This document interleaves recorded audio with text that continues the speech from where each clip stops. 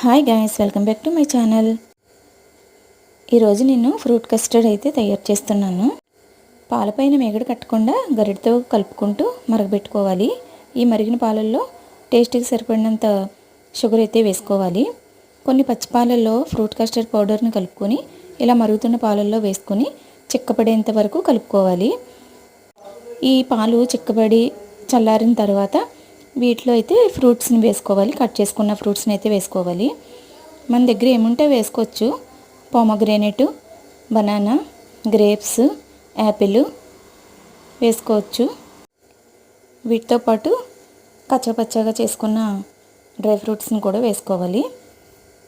కొద్దిగా నెయ్యి వేడి చేసి జీడిపప్పు, బాదం పప్పు లైట్గా వేయించుకొని కచ్చపచ్చగా దించుకొని వాటిని కూడా ఈ పాలల్లో మిక్స్ చేసుకోవాలి. ఈ ఫ్రూట్స్, డ్రై ఫ్రూట్స్ అన్నీ పాలల్లో మిక్స్ చేసిన తర్వాత డీప్ ఫ్రిడ్జ్లో అయితే పెట్టుకోవాలి. కాసేపటికి కూల్ అయిన తర్వాత తీసుకొని సర్వ్ చేసుకోవాలి. సమ్మర్లో కూల్గా చాలా బాగుంటుంది.